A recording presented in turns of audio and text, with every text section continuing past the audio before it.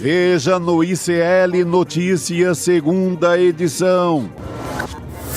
Os mercenários de Vorcaro. Polícia Federal vai investigar influenciadores suspeitos de serem pagos para atacar Banco Central.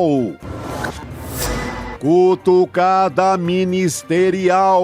Gleisi Hoffmann cobra publicamente candidatura de Haddad em São Paulo e fala em vestir a camisa. Maduro usado como exemplo. Marco Rubio ameaça usar força se Venezuela não cooperar com os interesses de Trump. O ICL Notícias, segunda edição, está no ar.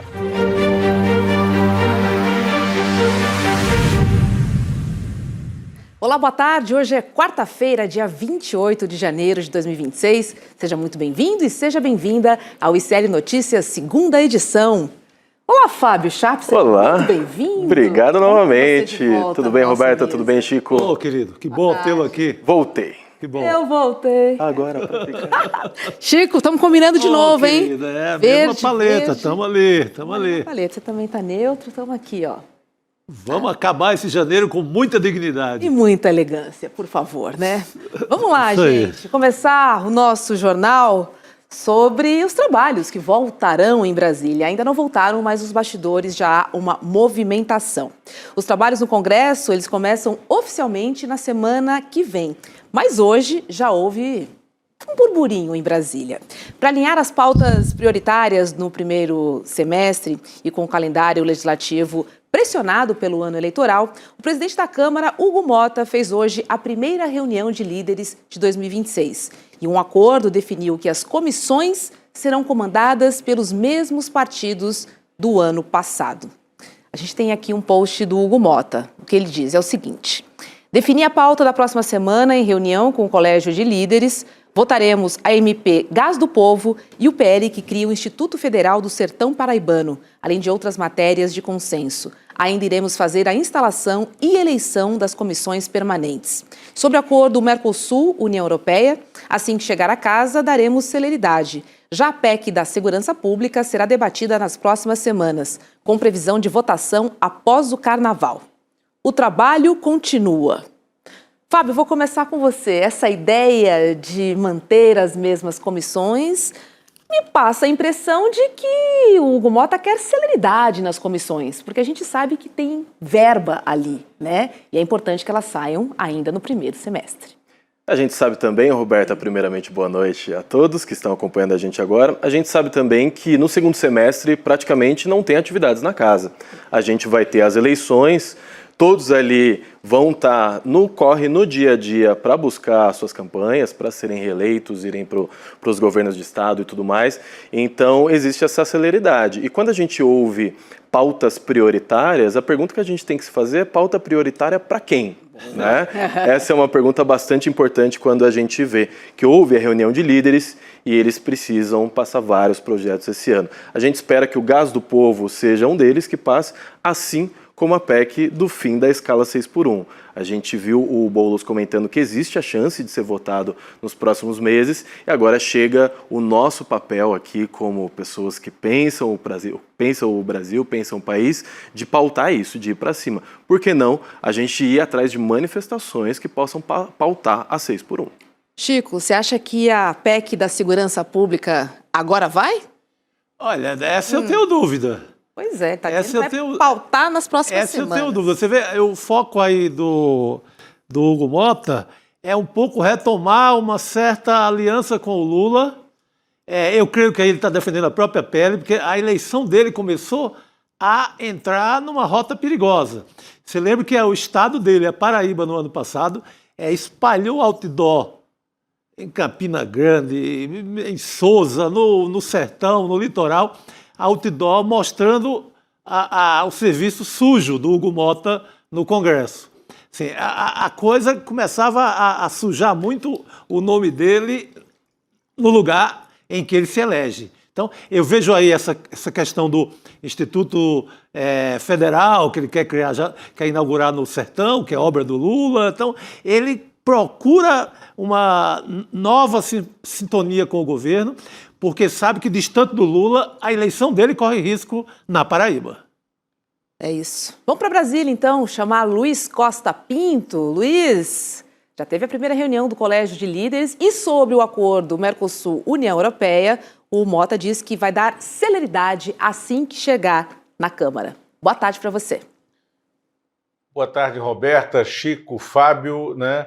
Bom, vou começar por onde o Chico terminou, né? De fato, o presidente da Câmara, Hugo Mota, buscou e recebeu um gesto de aliança, um aceno do governo federal, porque ele colocou como prioridade zero para serem aprovados nos 2 primeiros dias de retomada dos trabalhos do Congresso na semana que vem, a MP do gás, né, do Gás do Povo, o programa Gás do Povo, que significa 5 bilhões de reais no orçamento para distribuição de até 65 milhões de botijões de gás ao longo do ano que vem, né, beneficiando 50 milhões de pessoas, e são 15 milhões e meio de residências cadastradas, num programa absolutamente necessário para uma composição com a sociedade, porque terá urgência nesse benefício quem é integrante do CadÚnico e, sobretudo, quem está no Bolsa Família, ou seja, é o andar de baixo da sociedade. E a outra MP que ele vai tirar do papel na semana que vem é a criação do Instituto Federal do Sertão Paraibano. Aonde será sediado esse instituto? Na cidade de Patos, que é a cidade dele, Hugo Mota, cujo prefeito é o pai dele, o Nabor Vanderlei, e que é candidato ao Senado pela Paraíba e que ainda está tentando uma composição, né, com o governo federal, com o presidente Lula, para ser candidato ao Senado no palanque do presidente Lula. E aí vem a escala 6x1, porque o PT e o governo colocaram como prioridade zero, né, desse início do primeiro trimestre de trabalho, a aprovação da escala 6x1. E aí vai ter, sim, um envolvimento não só da base governista, mas de um pedaço do Centrão, porque essa é uma pauta de uma adesão, de uma aderência junto à sociedade muito grande. E, por fim, já te respondo, Roberta, uma pergunta que você fez para o Chico, né? Eu não vejo, que o Chico respondeu nessa linha, eu não vejo chance de prosperar a PEC da segurança pública, porque não há consenso em relação a isso, e o relator da matéria, o Mendonça Filho, disse que vai começar as conversas, tal, para depois do Carnaval fazer algumas sessões, ele tem que se reunir com o novo ministro da Justiça, e vamos combinar, houve aquela pantomima no fim do ano passado de retirar o Guilherme Derrite da Secretaria de Segurança Pública em São Paulo, colocá-lo de volta na Câmara dos Deputados para que ele relatasse a matéria, para que isso fosse a plataforma de lançamento dele ao Senado em São Paulo. E lá em São Paulo, a aliança política desandou, né, no palanque do Tarcísio de Freitas e no palanque da oposição federal ao presidente Lula. Eu concordo. Segurança, pode esquecer. O Mendoncinha aí é carne de pescoço, não vai tocar nada, isso é só para enganar ali um pequeno teatro. Isso não passa. E uma coisa interessante é a gente notar que o programa Gás do Povo, a importância dele, sendo que a gente veio de um governo anterior que as pessoas estavam voltando a cozinhar a lenha. Então esse é um programa importantíssimo que mostra a mudança de realidade com a mudança de governo. Importantíssimo. Eu lembro que começou a sair algumas matérias, até em jornais do Nordeste, romantizando a política do Paulo Guedes. Que era, você ia voltar a ter o fogão a lenha. Cara, aquilo é um terror para as famílias. Eu vivi tudo E isso. a quantidade de acidentes domésticos. Exatamente, que ocorreram. Lula, exatamente. E pergunta lá a minha tia Neuzinha, lá no sítio das Cobras, em Santana do Cariri, se ela quer voltar ao fogão de lenha. A gente não está falando de famílias que se esquentam com a lenha durante o inverno. Não a é gente tá Campo falando de Jordão, Exatamente. né? São famílias que colocam a lenha ali para cozinhar É a diariamente vida com real, riscos né? de acidente. Exatamente, que absurdo. Agora, só para fechar aqui sobre o acordo Mercosul-União Europeia, ele disse que vai dar celeridade, porque também interessa, né, à Câmara acelerar, né, esse processo. Não, e ele falou que vai dar celeridade quando o acordo chegar no Congresso, que ainda não chegou, né? Ainda está numa fase preliminar, não do acordo, mas de que o governo tem que mandar essa mensagem do acordo para o Congresso. E é óbvio, isso virou uma pauta de coalizão total, né, de todas as forças políticas, porque tem um impacto na economia muito grande. Não, e fora a bancada do agro, né? Exatamente. vai Que é a pressionar. manutenção do Brasil como um eterno fazendão. Né? Exatamente. Perfeito. Olha, vamos falar um pouquinho sobre a reforma que o Lula vai ter que fazer, né, nos ministérios por causa da eleição. Gleisi Hoffmann e Fernando Haddad estão entre os que devem sair. E hoje, Gleisi pressionou o Haddad a ser candidato em São Paulo. Vou dar uma olhadinha no que ela disse. Olha, abre aspas. Acho que numa situação como essa, de enfrentamento grande, todos têm que entrar em campo, vestir a camisa e fazer o que melhor sabem fazer na disputa eleitoral. Então defendo que todos os quadros nossos, inclusive o ministro Haddad, sejam candidatos. Precisamos fazer a disputa nos estados contra a extrema-direita. Lula, o ministro Fernando Haddad tem se manifestado, não uma, nem duas, nem três vezes, de que não gostaria de ser candidato. Agora vem esse post, né? Vem essa mensagem de Gleisi Hoffmann. Como é que será que está o ministro nesse momento, hein? A gente lembra que a vontade dele seria participar da campanha de Lula, como ele também já falou, e não ser candidato. Olha, Roberta, eu não leio, né, e nem acho que a Gleisi Hoffmann deu essa declaração olhando diretamente a candidatura ao governo do Estado. O Haddad será candidato. Eu acho que ainda há muito espaço para ele negociar a candidatura ao Senado nessa chapa mais ampla em São Paulo, aonde estão construindo essa possibilidade de a ministra Simone Tebet ser candidata ao governo, tendo uma chapa com Haddad e com a Marina ao Senado, por exemplo, né? Agora, é preciso ser muito claro aqui na análise da personagem Gleisi Hoffmann, neste momento em que ela está deixando o Palácio, a articulação política. Ela não fez o seu sucessor. O Lula está remontando a articulação política do Palácio do Planalto em outras bases. Por quê? Quem vai substituir a Gleisi é o Olavo Noleto, que já foi secretário executivo do Alexandre Padilha, teve passagens no Palácio no governo Dilma, foi diretor da EBC no governo Dilma, tem uma experiência do contato parlamentar muito grande e tem origem no PT de Goiás, com uma ampla capacidade de negociação e dentro do PT é de uma linha antagônica à Gleisi Hoffmann.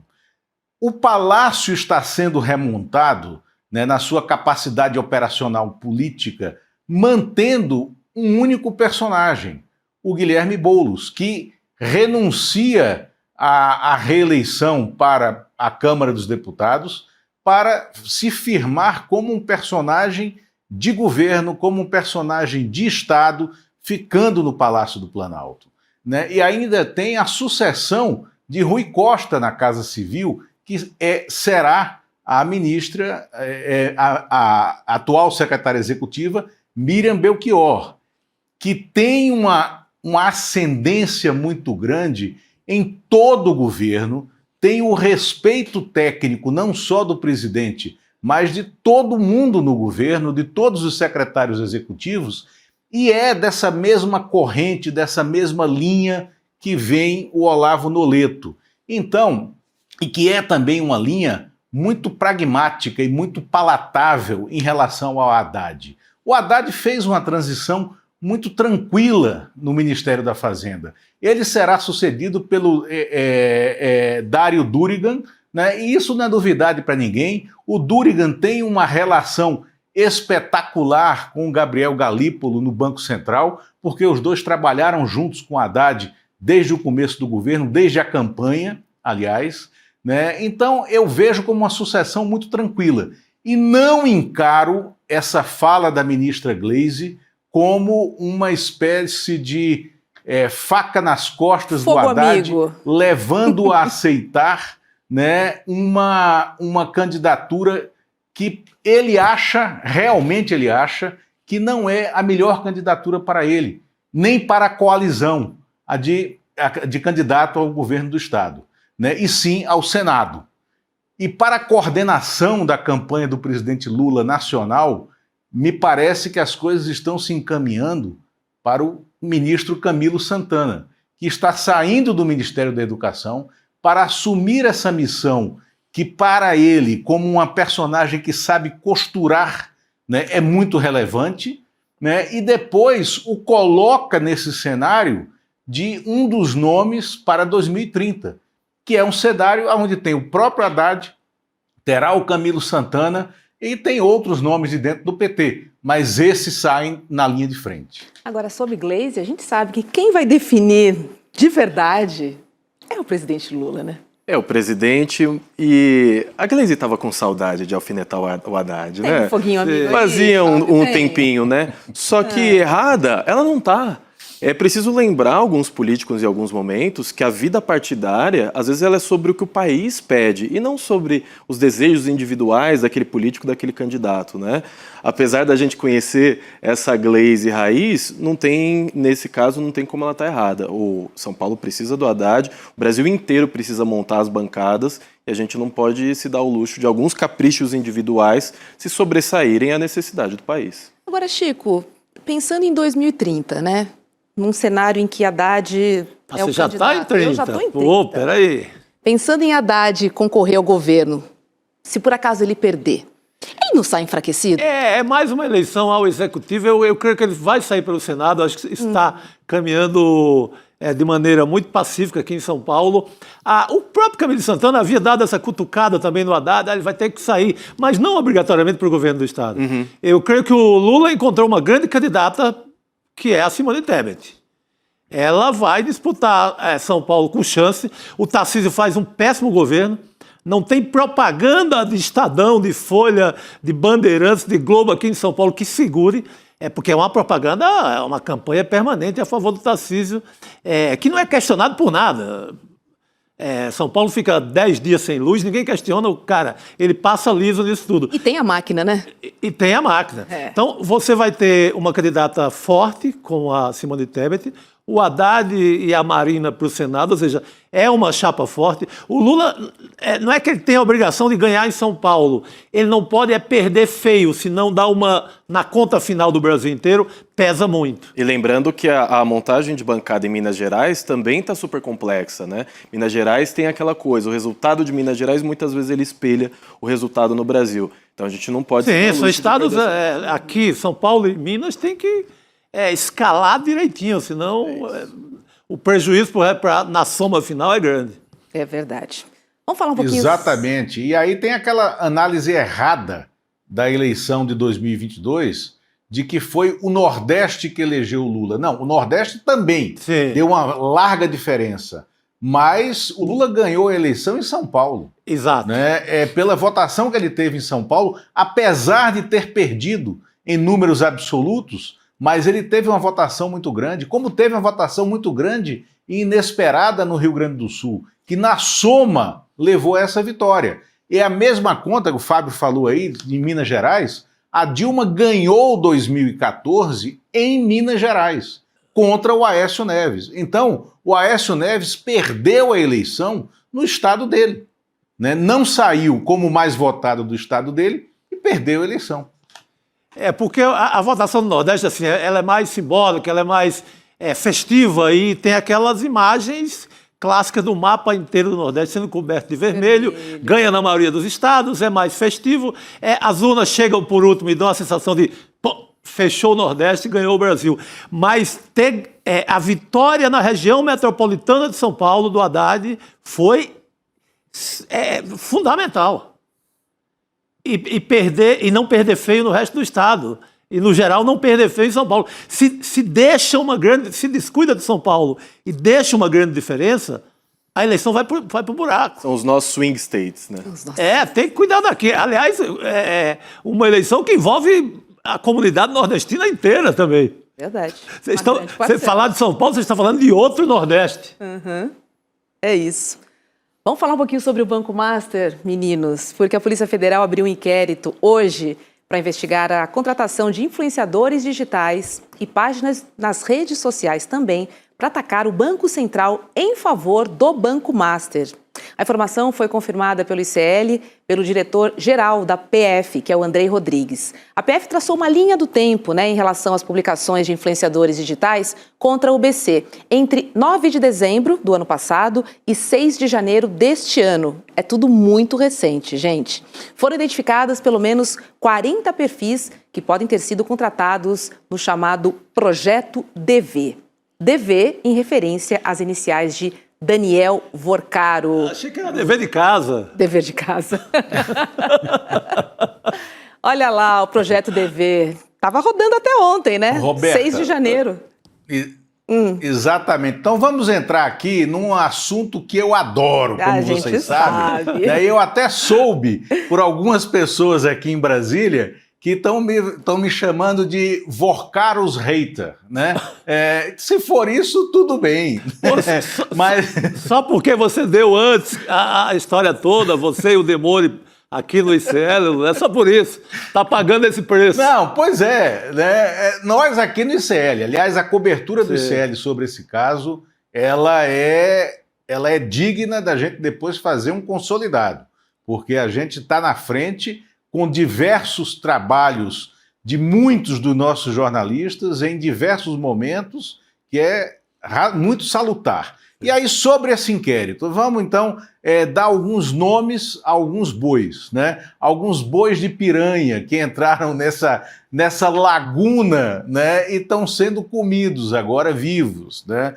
Esse inquérito, ele está concentrado nos dias 28 e 29 de dezembro, onde houve a detonação dessa Operação DV.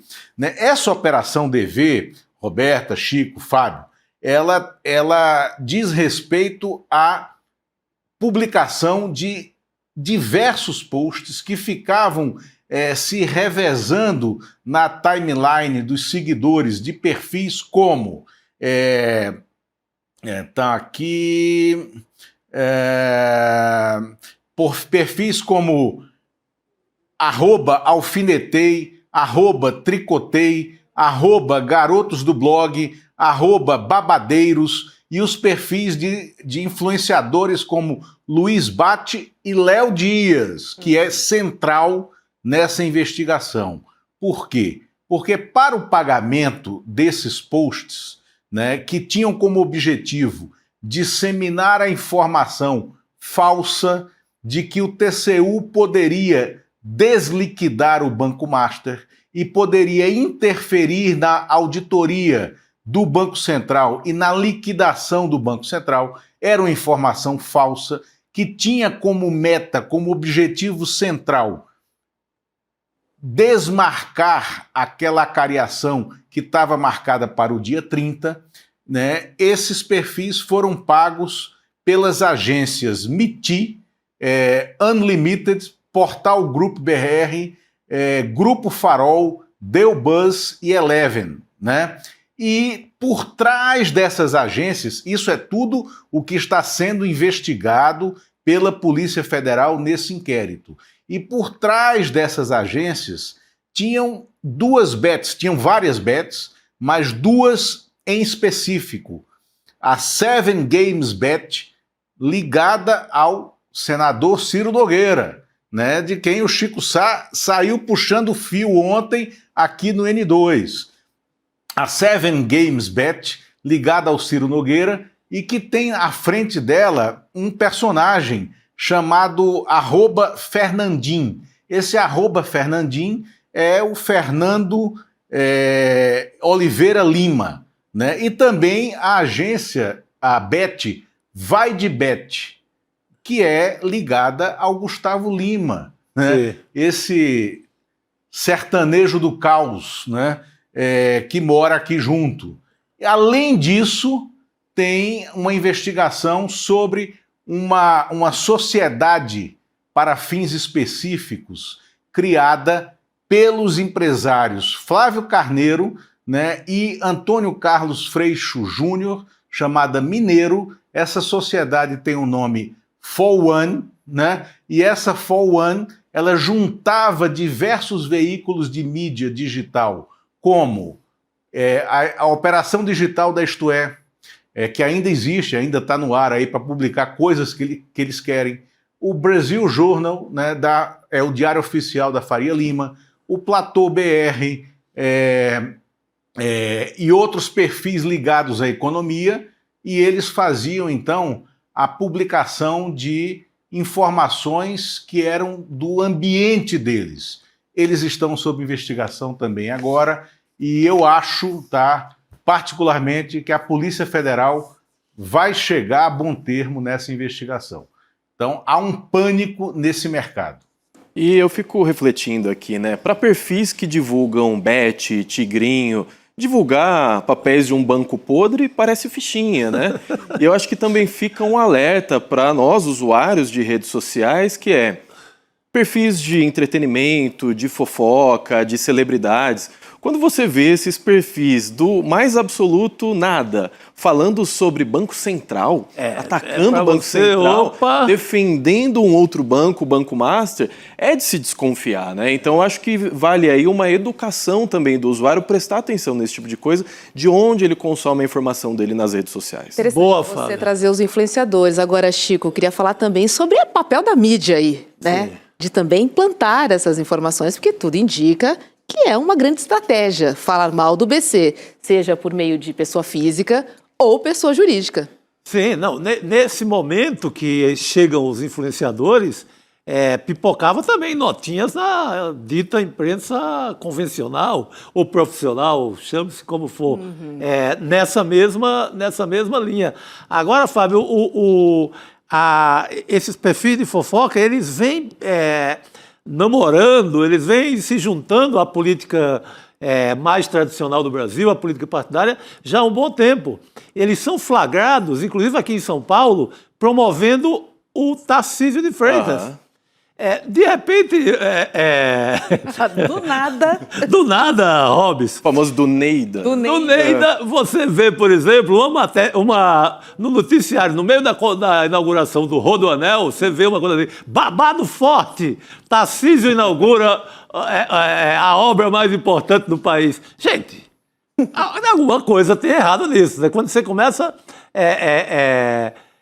ver esses perfis de fofoca com assunto totalmente... É um assunto, né, árido, Rodoanel na fofoca. E com uma proposta financeira para alguns desses na casa de milhões. Sim. Sim. Bem interessante. Tem que interessar para topar também, né? Porque já sabe que está fazendo uma coisa que não é certa. Então esse alerta que você deu, Fábio, é muito importante. Olha, você está ali no sentimento no seu celular. Começa a pipocar isso, vindo de perfil de fofoca. Pode desconfiar. Que mesmo perfil, falar de Virgínia e falar de Banco Central, a gente tem que prestar um pouco mais de atenção. O Tarcísio, porque... O Tarcísio pega uma obra que não é dele, é uma obra dos governos tucanos, ele só deu uma mão de tinta lá, e ele contrata, ou sei lá, não sei quem foi mais, se foi o Master, não sei. Não posso julgar, mas vem alguém e exalta o Tarcísio como grande dono do pai do Rodoanel, Lula. O pai da obra. Para eles, a gente tem que dizer o seguinte, que há esperança, né, nessa investigação, há esperança nossa, jornalistas, profissionais, né, nessa investigação, para que ela chegue ao fim, né, e chegue ao fim dando a devida incriminação de quem cometeu crimes e, como diria o Zósimo, para ficar nesse campo semântico, né, do jornalismo social, né, das colunas sociais, como dizia o Zósimo, enquanto há champanhe, a esperança, né, Chico? Totalmente. Muito bom. Né? Ou então, deixa eu colocar aqui só um caco que o Chico vai entender, Roberta, né? Que é do tempo de um criador, é um dos caras que reivindica, tá, a criação do mito da perna cabeluda. O nosso velho J. Ferreira, né, da reportagem policial lá de Pernambuco, e que encerrava os seus programas nos anos 70, né, dizendo o seguinte: se você agir com dignidade, pode até não consertar o mundo, mas com certeza será um canalha a menos, né? Então é isso que fica para esses influenciadores, né? Isso, Chico. Genial, o mantra do J. Ferreira, que é uma lenda da TV pernambucana. Olha, ainda sobre o Banco Master, gente, hoje o presidente do STF, o ministro Edson Fachin, voltou a sugerir que o caso Master deixe a corte. Em entrevista ao blog da Ana Flor, do G1, o Fachin defendeu que a situação seja definida antes do período eleitoral e afirmou que a tendência é que o caso Master não seja julgado pelo STF. Vamos dar uma olhadinha no que ele disse, abre aspas. Há uma suscitação de que não há razão desse processo estar no STF. Eu creio que numa direção ou outra, isso ficará claro provavelmente quando o básico da instrução, os depoimentos tiverem sido tomados, as extrações de documentos tiverem sido feitas, se aquela questão justifica ou não. Há uma tendência, pelo que se verifica até agora, que não se justifique ficar aqui. Bom, já temos aqui pelo menos um direcionamento, né, meninos? Depois daquela nota acariciando a PF, um pouquinho o Toffoli, um pouquinho a corte, mas assim, não muito clara em relação à intenção do Fachin, aqui já tem... E sem querer se gabar pelo jornalismo do ICL, mais uma bola dentro, porque foi a linha do noticiário do ICL o tempo inteiro. Estava se construindo um acordo para que essa papelada desça para a justiça na primeira instância e seja tocada ali com a Polícia Federal. E esse caso Master, Chico, ele é o exemplo perfeito para as pessoas entenderem o que é o tal sistema, né? Sim. A gente viu muitas candidaturas antissistema no passado. O sistema é isso, é um bilionário que se alia ao sistema político inteiro, se alia ao judiciário inteiro, para que quando ele tiver algum tipo de problema, vamos ser nós, os contribuintes, que vão lá salvar ele. Quer entender o que é sistema? Quer lutar contra o sistema? O caso Master é um belo de um exemplo. Pedagógico. Vai lá, Lula. E aí o sistema já reagiu, tá? Agora, enquanto a gente estava aqui no ar, saiu o anúncio de que o Supremo, porque tem resistências internas ao ministro Luiz Edson Fachin, o Supremo marcou uma reunião administrativa para o dia 12, né, de fevereiro, aonde vai discutir essa questão do Código de Conduta que o Fachin está querendo e que é muito justo que ele queira que o Supremo tenha o seu Código de Conduta, né? É necessário isso, mas há resistências lá dentro. E então essa resistência ao ministro Fachin chamou uma reunião administrativa para discutir exclusivamente o Código de Conduta, que é uma espécie, pela maneira como isso foi vazado agora no fim de tarde, é uma espécie de cascudo do sistema, Fábio, né? Cascudo do sistema no presidente do Supremo Tribunal Federal. É isso. Total. Luiz Costa Pinto, obrigada, viu, por estar conosco aqui nesta noite. Obrigado a vocês, estou sempre às ordens, né? Até lá. Valeu, meu caro. Olha, eu tenho um recado para você que quer garantir um futuro mais seguro para sua família, tá? Vem aí o Mapa da Mina 2026, que é uma aula gratuita, né? Em que Eduardo Moreira ele apresenta suas previsões para o dólar, para os juros e também para as principais bolsas do mundo. Enquanto o mercado segue errando previsões, o Mapa da Mina é o único evento que crava todas as suas previsões. Fábio, você cuida bem do seu dinheiro? Pretendo futuramente cada vez melhorar. Acredito que esse possa ser uma palestra, possa ser um curso bastante interessante para mim. A gente está sempre aprendendo, sempre evoluindo. É algo que quando a gente é mais novo, ali a gente tem 20 e poucos anos, a gente não presta muita atenção, a gente fica roubado. Isso, né? Eu que eu diga. A vida cobra, Chico, a vida cobra. Eu que eu diga, viu? Mas é importante. Fiquei torrando tudo quase até agora, quase até ontem, rapaz. Ontem, né? Mas a partir de hoje eu vou cuidar. E é bacana porque o Edu ele faz uma análise, né, da situação do ano de 2026. Vai ser difícil fazer uma previsão para o ano de 2026, já começa daí, né? E depois ele desce indicando quais seriam ali os investimentos mais seguros. Porque a gente fala que investir seguro, eu acho que a gente nunca tá. Mas a gente pode correr menos riscos. E o mais interessante são as palavras de alguém que não está do lado do mercado, está do lado do povo brasileiro. Essa é a coisa importante. É isso, Essa gente. Quinta-feira agora, também conhecida como amanhã, que é dia 29 de janeiro, às 8 horas da noite, tem Mapa da Mina aqui no ICL. Então corra para fazer a sua inscrição, hein? icln2.com.br, icln2.com.br. Agora, meninos, ontem a gente falou, né, aqui, que o Ronaldo Caiado estava de saída do União Brasil. E hoje já sabemos qual é a nova casa dele.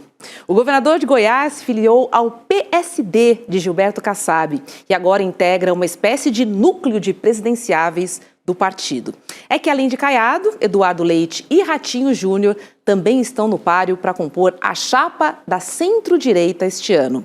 Em publicação nas redes, o Kassab reforçou que o PSD busca uma candidatura própria para o Planalto. E ainda postou uma foto da selfie, que é essa que a gente está vendo aí, não a própria selfie, né? Olha a produção para fazer essa foto, né? Então tinha um fotógrafo tirando foto da selfie.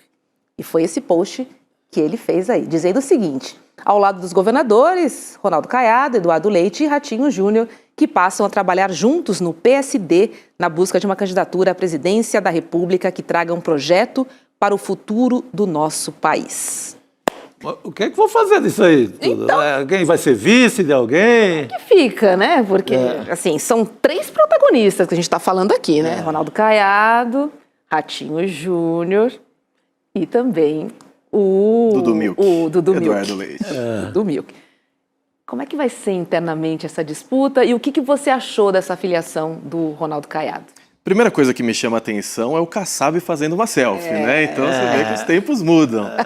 E eu acredito que seja a última tentativa do Caiado. O Caiado vem concorrendo em eleições desde 89. Em 89 ele tentou a presidencial, tentou dar um pito no Lula ali. O Lula falou assim, ó, quando tiver 2% nas pesquisas eu te respondo. Você fala né? comigo. Um clássico. Era o homem do cavalo branco. Exatamente. E o Caiado, ele está numa situação de vida ou morte política, basicamente, né?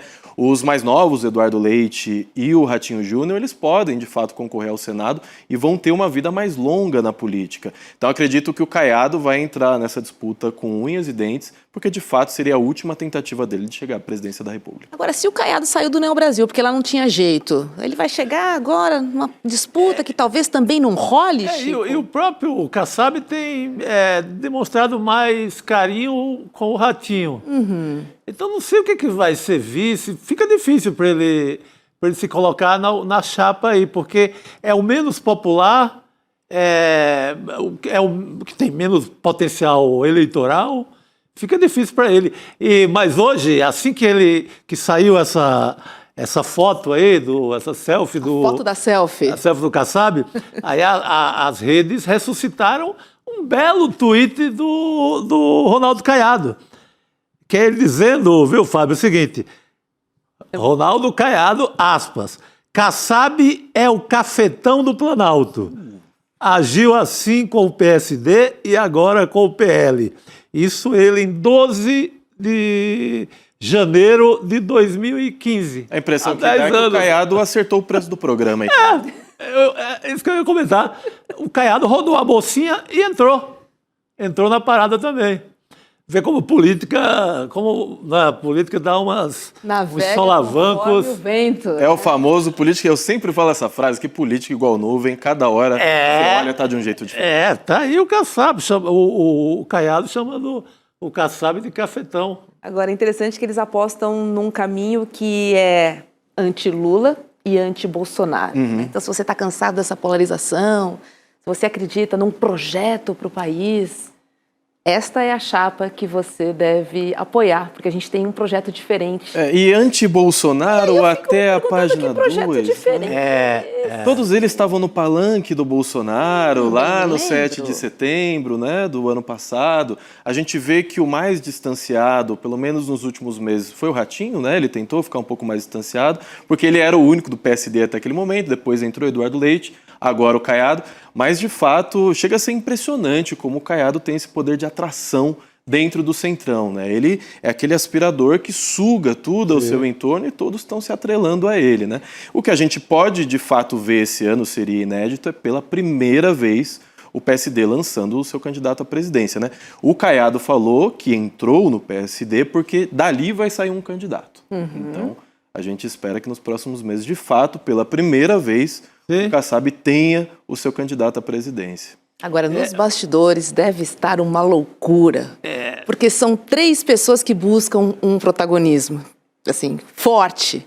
Então eles vêm, hoje eu acompanhei algumas entrevistas, né? São ótimos governadores. Eu até creio que o Eduardo Leite não está muito querendo... doida ali. Eu até acho que o Eduardo Leite não está querendo muito. Vai ficar lá pelo Rio Grande do Sul mesmo e tal. Mas o Caiado e o Ratinho, sim. Agora, essa gente toda se suicidou, se jogou no despenhadeiro ao aderir muito ao bolsonarismo desde do primeiro momento. Assim como morreu o PSDB também nesse mesmo despenhadeiro, aí, nesse mesmo abismo. Todo mundo aderiu tanto à extrema-direita que fica difícil agora cantar de terceira via. Eles foram contaminados, eles foram, sabe, um filme de zumbi, eles foram mordidos ali, adeus. E a gente não pode esquecer que se o Ratinho Júnior for o candidato escolhido, ele tem um grupo midiático por trás dele ali gigantesco, né? Forte, o nome o pai dele é fortíssimo, conhecido né? nacionalmente. As pessoas acham que é só na televisão, né, que o Grupo Massa tem veículos, tem muitas rádios envolvidas, muitos jornais locais, a gente precisa prestar bastante atenção nesse caso aí. É um candidato mais forte. Agora, isso tudo também prova, né, Fábio e Roberta, que o Flávio Bolsonaro não é um grande candidato da direita, né? Porque se fosse um grande candidato, estava todo mundo caladinho e vamos com ele e vamos. Não. No mínimo, se gera uma intriga aí, essa gincana para ver uma chance de terceira via. É falta de confiança no candidato da extrema-direita, que é o Flávio Bolsonaro. E que se dividam. O nosso primeiro turno pode ficar mais fácil. Por favor. Olha, Ronaldo Caiado, ele publicou um vídeo nas redes dizendo que ele e os outros 2 governadores serão candidatos à presidência. Caiado alega que os 3 vão se apoiar, independentemente de quem for o escolhido. Duvido, mas olha só. Este é um gesto de total desprendimento. Aqui não tem o interesse pessoal de cada um. Aquele que for escolhido levará essa bandeira de um projeto de esperança e de resgate daquilo que o povo tanto espera. Caráter, determinação, honra, coragem moral e também independência intelectual para governar esse país. E é dessa maneira que eu realmente sou recebido aqui e hoje tenho a graça de poder ter aqui a minha filiação partidária no PSD e ao lado desses 2 colegas, governadores muito bem avaliados, nós iremos disputar essa eleição em 2026. O que sair aqui candidato terá o apoio dos demais. Mas que cavalheiros. Totalmente, né? ali com a mãozinha, segurando para não cair, né? Que é a pose clássica dos políticos. E me chama muita atenção a frase total desprendimento. Não existem interesses pessoais por aqui. Imagina se ele não é o escolhido. Na próxima semana vai ter uma confusão, o faroeste goiano aí de novo. Sabe. O Lula é melhor ter um candidato ali, mais um candidato, além de Flávio Bolsonaro? É melhor que eles se dividam, porque eles vão precisar se atacar em algum momento. Claro que se for o Caiado, for o Ratinho Júnior ou o Eduardo Leite, eles vão pesar mais no Lula do que no Flávio Bolsonaro, mas é interessante, sim. Agora, vão tomar pedra dos 2 lados também, né? Eu acho que é uma candidatura fraca, eu acho que vai se esvaziar tão rápido que vai afunilar de novo num cenário completamente polarizado, o que representa Bolsonaro, o que representa Lula. Eu acho que eles ficam no meio do caminho muito rápido. Se ousarem mesmo com essa candidatura. Agora, para o Kassab é excelente, o Kassab precisa fazer bancada, o PSD, em cada estado ele faz um negócio, ele está com o Lula no Senado, no Piauí, no estado vizinho do Maranhão já não está, aí ele vai... E existe resistência do campo lulista dentro do PSD, né? Existem lulistas dentro do PSD que estão resistentes a uma candidatura própria, né? Sim. Então, acho que o Kassab é o jogo de sempre, né? Ele quer fazer bancada, quer movimentar o fundo partidário com essa grana toda, esse é o jogo dele. Deixa eu trazer uma treta aqui que vem lá do Pernambuco, porque a acusação de espionagem da Polícia Civil do Estado sobre um secretário da Prefeitura do Recife se tornou mais um capítulo nos atritos entre o prefeito João Campos, do PSB, e da governadora Raquel Lira, do PSD, que devem se enfrentar nas eleições deste ano. Conforme reportagem da TV Record, o Gustavo Queiroz Monteiro, secretário municipal de Articulação Política e Social, ele foi seguido por policiais civis de agosto a outubro de 2025. Os agentes acompanharam o carro dele e também trocavam mensagens. Em setembro, houve então a instalação de um rastreador sem ordem judicial. O secretário de Defesa Social de Pernambuco, Alessandro Carvalho, confirmou o monitoramento a partir de uma denúncia anônima de que poderiam estar ocorrendo entregas de propina em contratos firmados pela Prefeitura do Recife, com fornecedores, tá? A denúncia não foi confirmada e foi arquivada. O prefeito João Campos classificou o episódio como perseguição, criticou o vale-tudo das disputas eleitorais e disse que vai tomar medidas cabíveis na justiça. Já Raquel Lira defendeu o trabalho da Polícia Civil, disse que o papel de investigação foi cumprido dentro da legalidade e que a denúncia recebida era grave e que ninguém está acima da lei. É isso, né? A gente fala de eleições já desde o ano passado e a gente vai continuar falando. Essa começou, a de Pernambuco começou com essa história para valer, né? Não é? Para valer. E se esse caso fosse ali nos idos de 77, agora a gente ia estar falando da perna cabeluda e não desse caso, né? Arapongagem pura, isso é espionagem, né? Não existia um mandado judicial ali para você colocar rastreador no carro do secretário, né? Então, esse tipo de atitude é o que a gente via até 1985. Não era para a gente ver esse tipo de coisa em 2026. Que loucura. A alegação é que o Gustavo Queiroz Monteiro manipula umas propinas na administração do João Campos. Daí tinham recebido, a polícia recebeu e passou a investigar.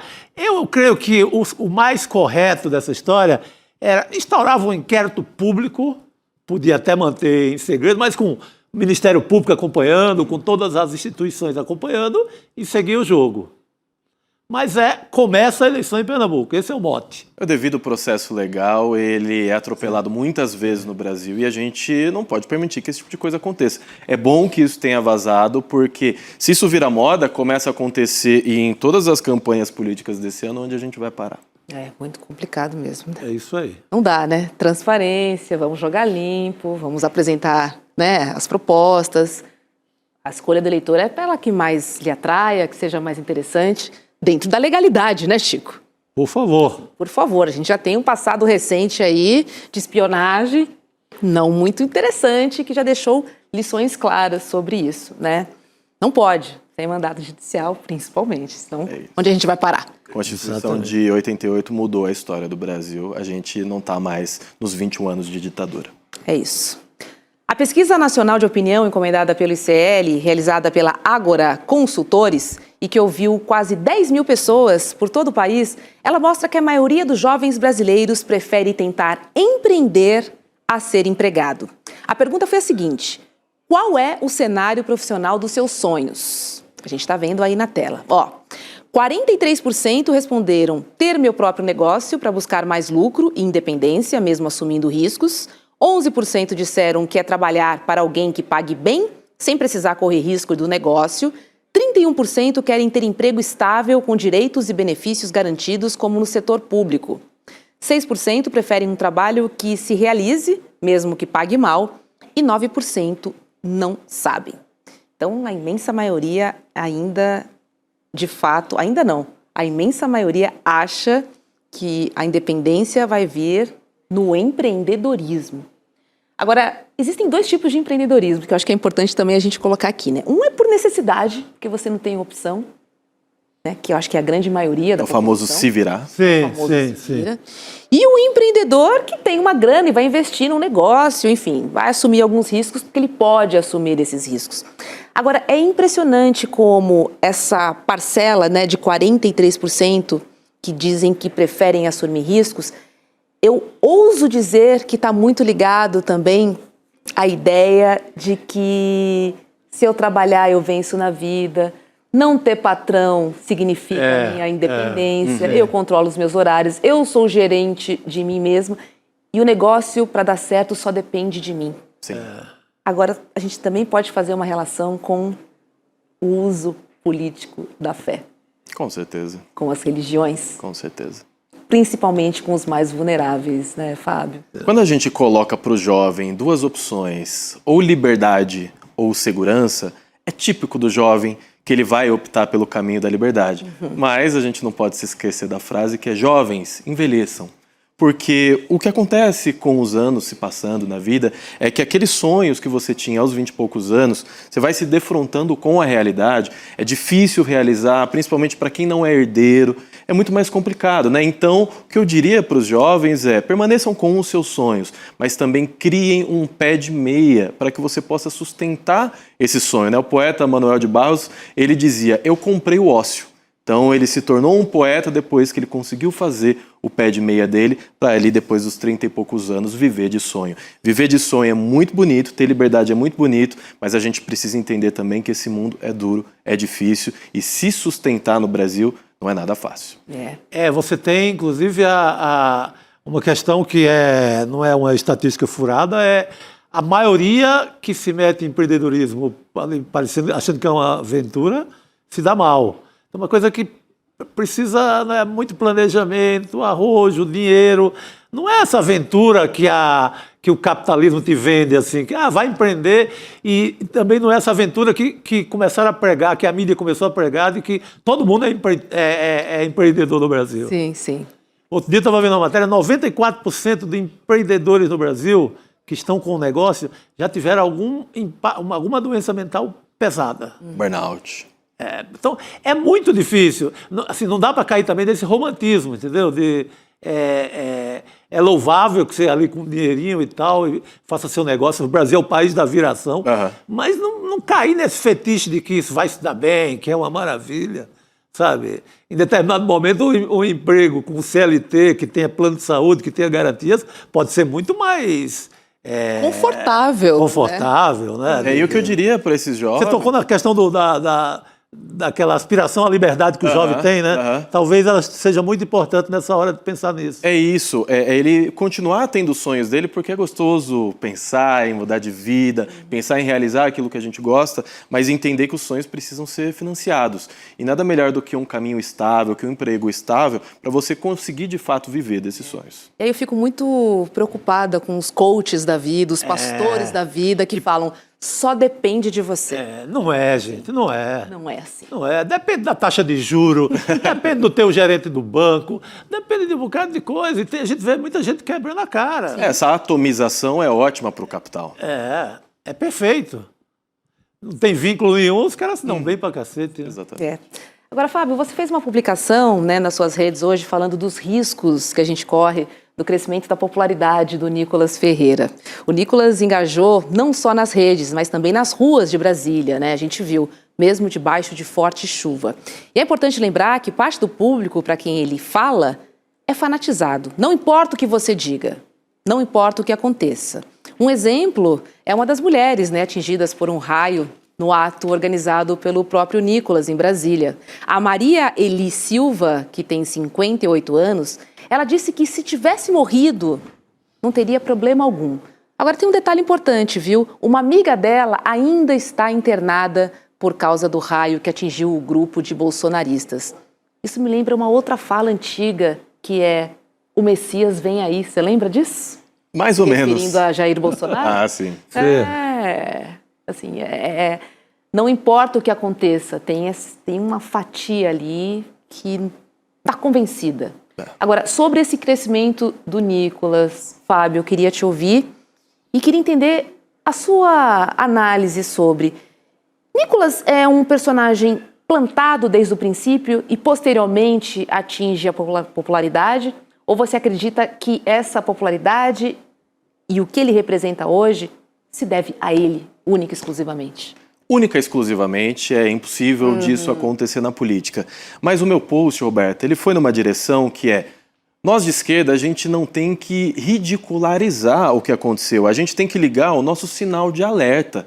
Não foi pouca coisa o que aconteceu ali. Você reunir 18, 20 mil pessoas para marcharem com você debaixo de chuva, depois tomando raio, falando que se morresse com aquele raio estava tudo bem, esse é um movimento a ser estudado, não um movimento a ser ridicularizado pela esquerda. Até porque movimentos que mobilizam a população era o que a esquerda fazia até 20 anos atrás. A gente não pode se contentar só com os memes, a gente não pode se contentar com nas redes sociais ficar ridicularizando e se defendendo disso que o Nicolas consegue pautar a mídia o tempo todo. A gente precisa ter as nossas propostas, não necessariamente com caminhada, mas a gente precisa ter as nossas mobilizações também. A gente tem as pautas, o fim da escala 6x1, a taxação dos super ricos.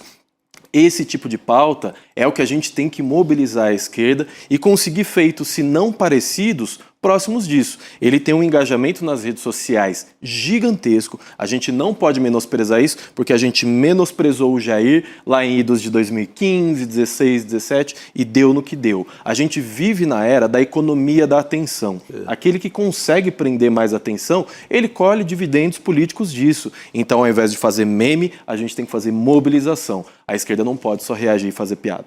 Sim. Exatamente. Eu até acho interessante combater a caminhada, como, por exemplo, uma cortina de fumaça muito bem utilizada. O Nicolas parte nessa caminhada dele aí, nesse Forest Golpe, como estava sendo chamado, exatamente na hora que estava a Clava Forte, que é a fintech, Clava Forte Bank, a fintech da Igreja da Lagoinha, ali montada pelo Fabiano Zettel, cunhado do Daniel Vorcaro, todo mundo muito metido no Banco Master. O Kleber Lourenço publicou aqui que tem que o Vorcaro tinha alguma ligação com o Nicolas Ferreira. Então, eu acho que ele tem um grande sucesso nessa caminhada, primeiro por encobrir qualquer eventual ligação dele com o escândalo do Master e com a Igreja da Lagoinha. Ele é muito filho da Igreja da Lagoinha. Então, ele usa essa caminhada como cortina de fumaça e mobiliza. Eu acho que aí ele engole o bolsonarismo. Você vê o próprio Carlos Bolsonaro meio marginal, meio escanteado na chegada de Brasília, com a camiseta Free Bolsonaro, mas você não vê o Bolsonaro forte nessa hora. O próprio Nicolas não pede, não fica gritando em nome de Bolsonaro.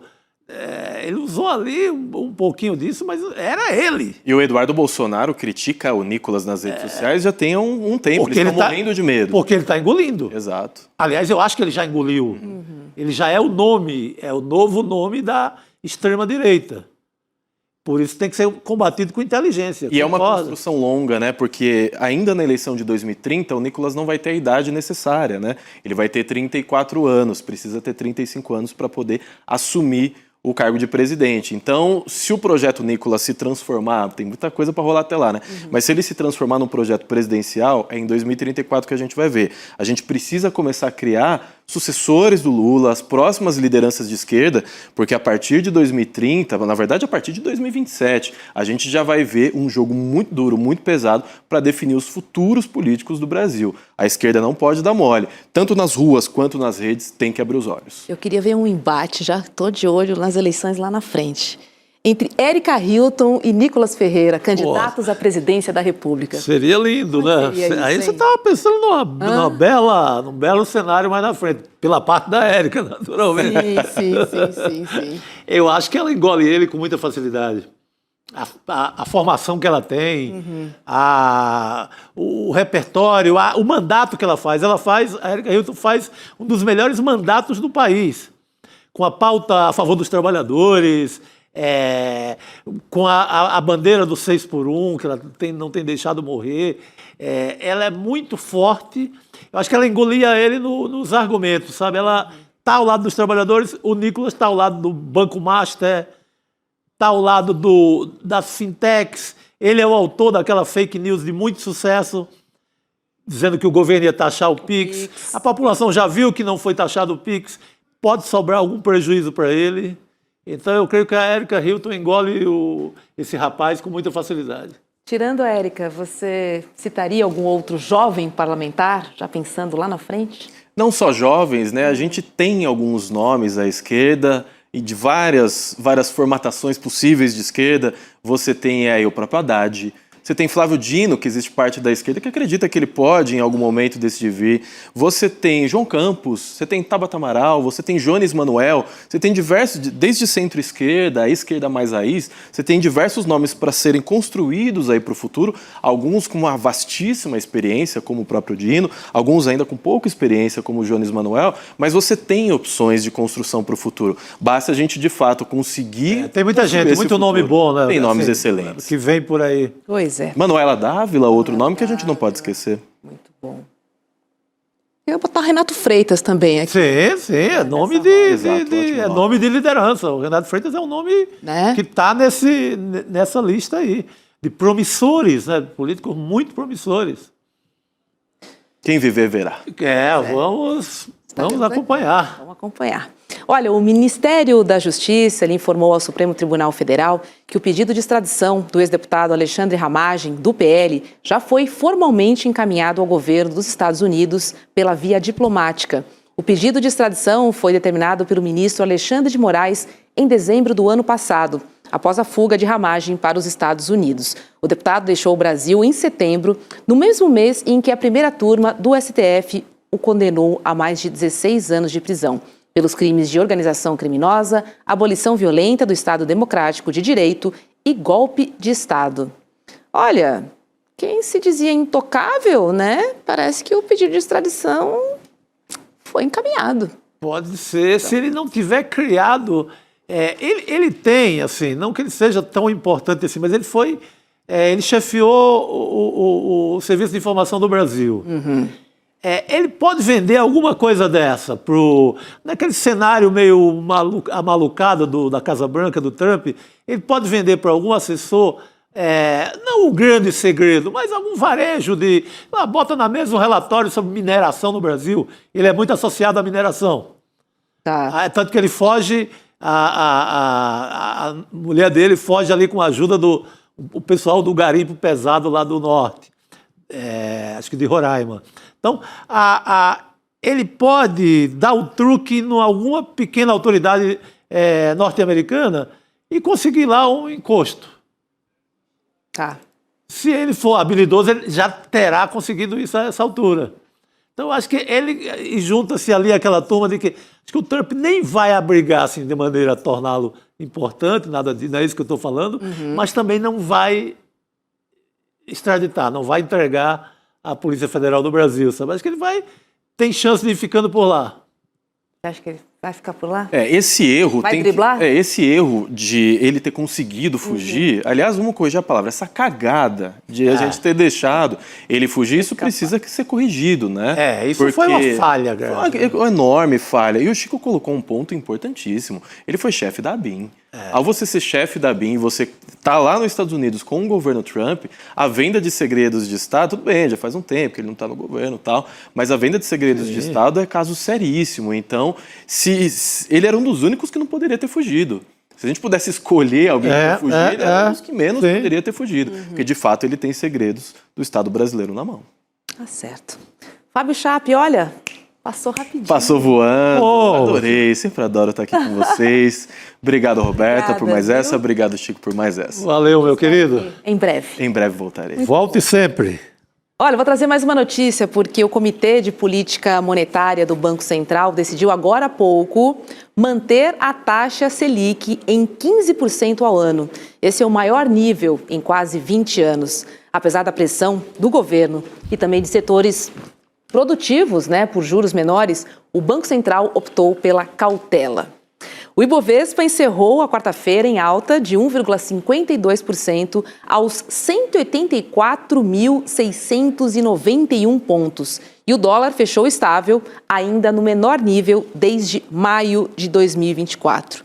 Chico, não é dessa vez, ainda. Pô, pelo amor de Deus, está demorando demais. A gente acabou de falar de empreendedor. Como é que alguém vai empreender com juros nessa altura? Eu acho que a inflação está lá embaixo, controlada, abaixo de qualquer expectativa apocalíptica do mercado. Tudo sob controle. Pô, libera, solta um pouquinho, diminui esse juro. Para quem quer fazer um negócio, como a gente falou de empreendedor, para quem quer, na verdade, manter o seu negócio, ter mais. Para quem quer comprar sua casa, seu carro. Poxa, eu acho que está na hora desse juro. Pô, o Lula tinha uma maior bronca com o Campos Neto, porque o juro é lá em cima. Eu acho que está na hora de um cutucãozinho também na equipe do Galípolo. Você pode dizer, ele sabe o que está fazendo e tal. Não, gente, se o argumento era a inflação controlada, as contas ali bem encaminhadas, então, eu acho que está na hora de liberar um pouco isso aí, deixar a sociedade respirar um pouco melhor na hora de comprar alguma coisa, né? De investir, de dar emprego. Enfim. Como é que eu vou dar emprego para alguém se eu tenho um juro desse? Se eu sou ali um pequeno dono de uma pequena metalúrgica no interior do Brasil. Não vale a pena correr esse risco. Eu vou botar lá num CDB qualquer. Eu prefiro isso do que dar emprego, do que tentar construir meu negócio se o juro está nessa altura. Só interessa para quem tem muito dinheiro. Quem tem muito dinheiro vai aplaudir esses 15% aí. Tanto que a Bolsa já, é nós. Sabe quem tem muito dinheiro? Professor Leonardo. O professor tem. Ele é o professor que tem muito dinheiro nesse país, olha só. Aliás, professor nesse país tem muito dinheiro, né, professor? Boa noite. Aquele problema antigo do salário, né? O salário daquele tamanho. Exatamente. Bom dia, gente. E o salário, o salário, né? Muito bom. Eu acho muito bom quando vocês fazem uma brincadeira assim. Porque é a única coisa que sobra pra gente dar uma risadinha. Porque o mundo tá de um jeito que eu vou dizer uma coisa, de fato você tem razão, Chico. É verdade, professor. Professor, que não tá fácil. Vamos lá, gente. O presidente dos Estados Unidos, o Donald Trump, ele voltou a ameaçar o Irã, dizendo que vai fazer um ataque muito pior caso o país não volte às negociações para fechar um acordo sobre armas nucleares. Trump fez a ameaça pela sua rede social. Vamos dar uma olhadinha no que ele tweetou. Uma enorme armada está a caminho do Irã e é uma frota maior do que a enviada à Venezuela. Tal como no caso da Venezuela, ela está pronta, disposta e capaz de cumprir rapidamente a sua missão, com rapidez e violência, se necessário. Esperamos que o Irã se sente à mesa rapidamente e negocie um acordo justo e equitativo, sem armas nucleares, que seja bom para todas as partes. O tempo está se esgotando. Ponto de exclamação. Eles não o fizeram um acordo antes e resultou na Operação Martelo da Meia-Noite, uma grande destruição do Irã. O próximo ataque será muito pior. E aí a representação iraniana na ONU não perdeu tempo para responder, tá? Usando as redes sociais também. Vamos ver o que eles disseram. Da última vez que os Estados Unidos se confundiram com as guerras no Afeganistão e no Iraque, desperdiçaram mais de 7 trilhões de dólares e perderam mais de 7 mil vidas americanas. O Irã está pronto para o diálogo baseado no respeito mútuo e nos interesses. Mas se for empurrado, ele se defenderá e responderá como nunca antes. Em caixa alta, professor Trevisan. A caixa alta fica por conta do senhor Trump. Né?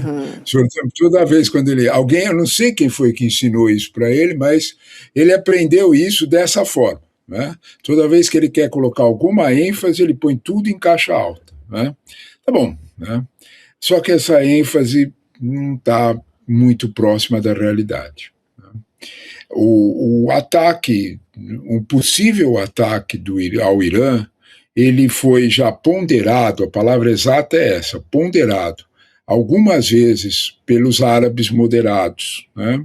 Por Arábia Saudita, pelos produtores de petróleo, Arábia Saudita, Omã, o Kuwait, os Emirados Árabes Unidos, todos capitaneados pela Arábia Saudita, bateram na porta do Sr. Trump, bateram no Salão Oval com a mesma mensagem, né? Olha o que você está fazendo. Né? Um ataque sem mais nem menos ao Irã, muito forte, tudo mais.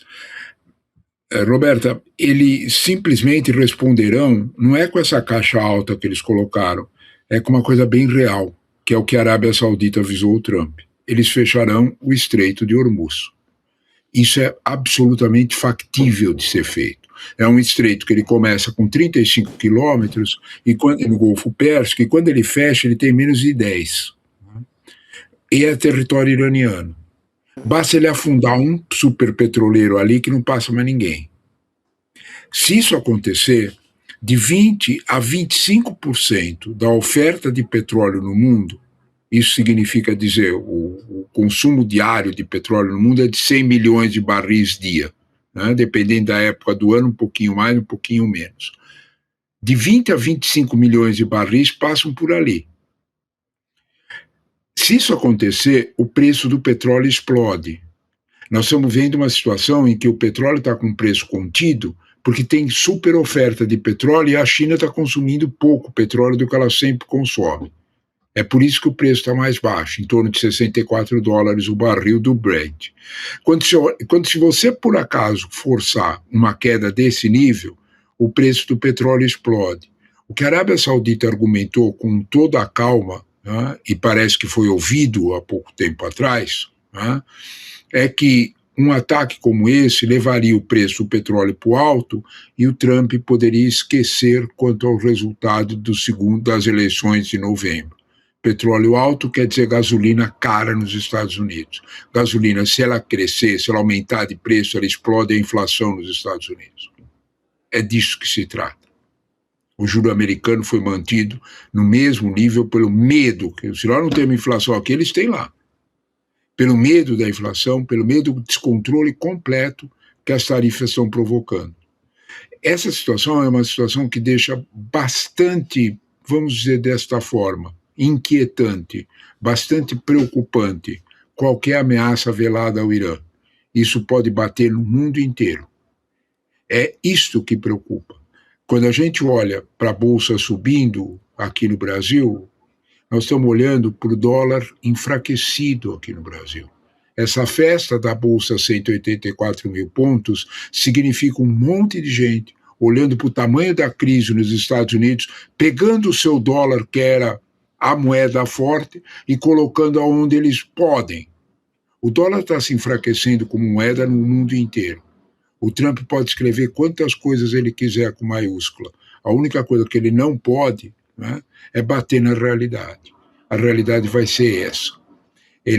Eu, sinceramente, fico bastante preocupado com comparações que não tem outra palavra a não ser tolas.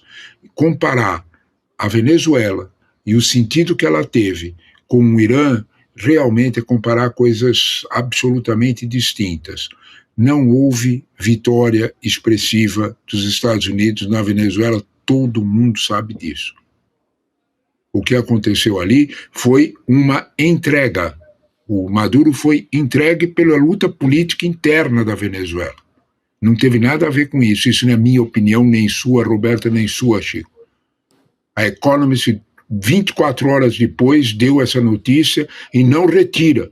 A Financial Times é a mesma coisa, mostrando que a situação é.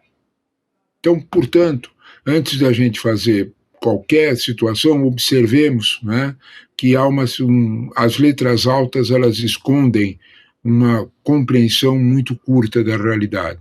Isso tem um alvo só: tentar conter a desidratação de votos que Trump enfrenta. É assolar sua base, deixar a sua base emocionada. Além disso, muito pouco. Vai lá, Chico. Não, professor, essa história, voltando um pouco a essa história da Venezuela, fica cada vez mais evidente que havia um racha geral ali Sim. não é? no chavismo, militar para um lado, outro grupo em dissidência, e o Trump aproveitou o negócio e a oportunidade daquele momento, né? Não há dúvida nenhuma que no episódio da Venezuela, o nome daquilo tudo é petróleo. Sim. A dona Delcy Rodrigues, com o irmão dela, Jorge Rodrigues, o poderoso chefe da Assembleia do Congresso venezuelano, né? Eles tiveram sucessivos encontros com o Marco Rubio desde abril desse ano. Exato. Isso o próprio Departamento de Estado confirmou, ninguém negou isso. Né? Havia uma sequência disso. A Delcy Rodrigues se apresentou como a gestora capaz de devolver negócios para a Venezuela. Eu quero lembrar, para quem tem alguma dúvida sobre isso, um fato publicado pela agência France Press e não negado e mais investigado ainda pelo New York Times. Olha, Delcy Rodrigues aí. Exato. Né? Quando ocorreu a candidatura Trump na primeira edição, né, 2020, né, uma das subsidiárias venezuelanas que a dona Delcy administrava em Miami fez uma das maiores ofertas latino-americanas em dólares para a campanha de Trump, $500 mil. Uma refinaria de petróleo que era administrada por ela fez uma doação para a campanha de Trump. Já havia, vamos dizer desta forma, um elo estabelecido. Marco Rubio só continuou com ele. O alvo da Venezuela, Chico, é que é difícil a gente mostrar isso, precisa muito tempo, mas o alvo da Venezuela principal é político, ele não tem nada a ver com militar, é cortar o pouco petróleo que Cuba recebe da Venezuela. O resto da oferta de petróleo em Cuba, os Estados Unidos já conseguiram conter. Eles não conseguiam conter os 30 a 40 mil barris de petróleo dia. 30 mil barris de petróleo dia, refinarias brasileiras não piada. Sim. Só que esses 30 mil, junto com o que a Venezuela conseguia produzir, mantinha Cuba funcionando. Você vai me perguntar, e com razão, professor, o que é que tem a ver Cuba com isso? Tudo. Se a Venezuela cortar o petróleo como está sendo prometido pela Delcy, Cuba, a esperança do Marco Rubio é que Cuba colapse. Se Cuba colapsar, os refugiados venezuelanos, o voto latino-americano, não me pergunte razão, não sei a razão. Mas o voto latino-americano, ele conseguirá conter a sangria de votos nos estados pêndulos, fora que provavelmente fabrique a candidatura Marco Rubio como sucessor de Trump. É isto que interessa em Venezuela, nada mais. São bons negócios para as petrolíferas americanas, com Delcy Rodrigues, já de tempo, não é de hoje, e mais, não é, de quebra, a cereja do bolo. A cereja do bolo é Cuba. Rifar Cuba. É esmagar Cuba. Não porque Cuba ameace alguma coisa, Cuba não ameaça nada. Tem um efeito político interno que será decisivo nas eleições. Os estados swings, aqueles estados pêndulos americanos, são meia dúzia de estados. A gente tem uma ideia dos Estados Unidos de pouco incompleta. Os Estados Unidos são os estados americanos, praticamente são 50 estados, 43, 44 estados são definidos os votos. É por colégio eleitoral e são votos ou democratas ou republicanos. 5 ou 6 são os que decidem a eleição. Nesses 5 ou 6, o voto latino é muito importante. São estados mais pobres. É neste contexto que o assunto Cuba interessa. É neste contexto a promessa de Delcy Rodrigues de cortar o petróleo para Cuba. Eu chamo a atenção que um dos primeiros petroleiros que foi tomado né, o famoso petroleiro Skyter. Esse petroleiro foi um dos primeiros, ainda em dezembro, era a última entrega de petróleo pesado, a última entrega de petróleo com mais de 1 milhão de barris para Cuba. Foi por isso que o petroleiro foi pego. Então, quando nós olhamos para isso, nós entendemos melhor o que de fato está interessando na história de Venezuela. Venezuela é uma história triste, uma história lamentável, é um colonialismo que volta. O professor Castro Rocha, numa conversa aqui que nós tivemos há algum tempo, né, lembrou com toda razão que é neomercantilismo. Né? Nós voltamos ao pacto colonial. Venezuela é isso. Eu vou lá e tomo a riqueza que eles têm. Então, essa situação é uma situação dramática, muito ruim. Comparar isso ao barril de pólvora iraniano, comparar isso à complexa situação do Oriente Médio, é de fato só com maiúsculas mesmo, né? Porque, de fato, a realidade não aproxima de forma alguma, Roberto. Bota a caixa alta nisso, né, professor? Bota a caixa alta nisso, exatamente. Agora... É mais ou menos que nem salário de professor. Bota a caixa alta nisso. Muito bom. É mais... Muito bom. Agora, olha só, gente, o secretário de Estado dos Estados Unidos, o Marco Rubio, disse que o país está pronto para usar a força se a presidenta interina da Venezuela, a Delcy Rodrigues, não cooperar com os interesses de Washington. Rubio disse que ela pode ser deposta, assim como Nicolás Maduro. O secretário afirmou também que Trump nunca descarta suas opções e que o governo não pretende e nem espera ter que tomar qualquer medida militar na Venezuela. Seria uma segunda, nesse caso, né? Essa declaração foi dada durante uma comissão no Senado estadunidense para explicar a operação do dia 3 de janeiro, que terminou com o sequestro de Nicolás Maduro, professor. Então, assim, não fizeram efetivamente nada, mas continuam ameaçando em nome dos seus interesses, né?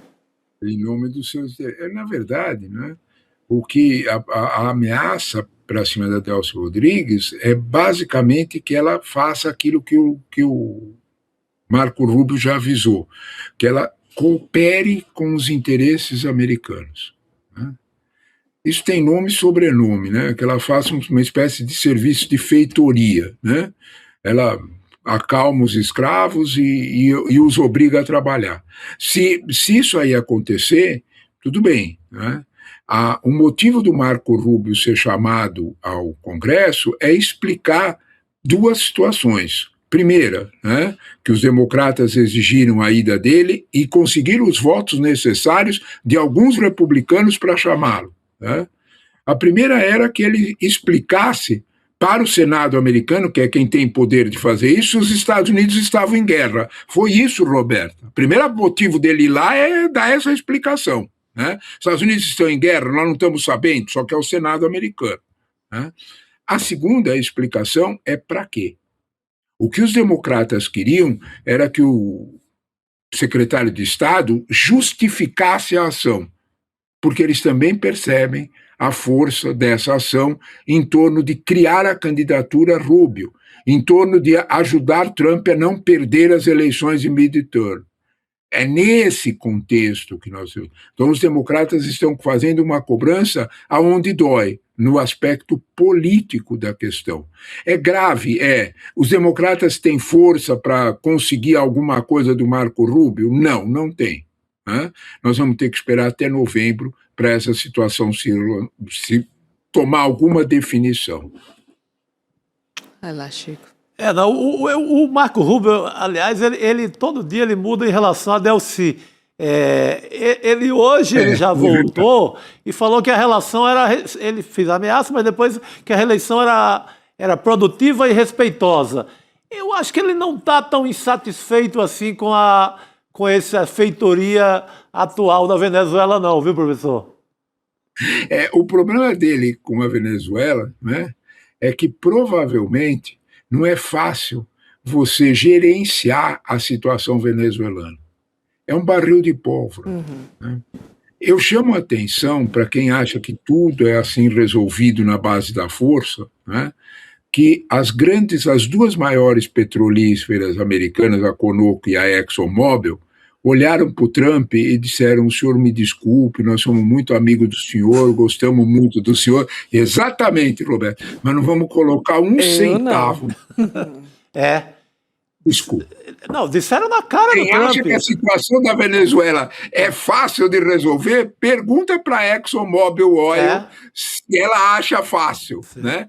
Tanto que eles estão explorando petróleo na Guiana, do lado. Ali é mais tranquilo, é mais previsível, né? Só que é pequeno, perto do que é a possibilidade venezuelana, né? Então, a situação na Venezuela é muito, muito, muito complexa.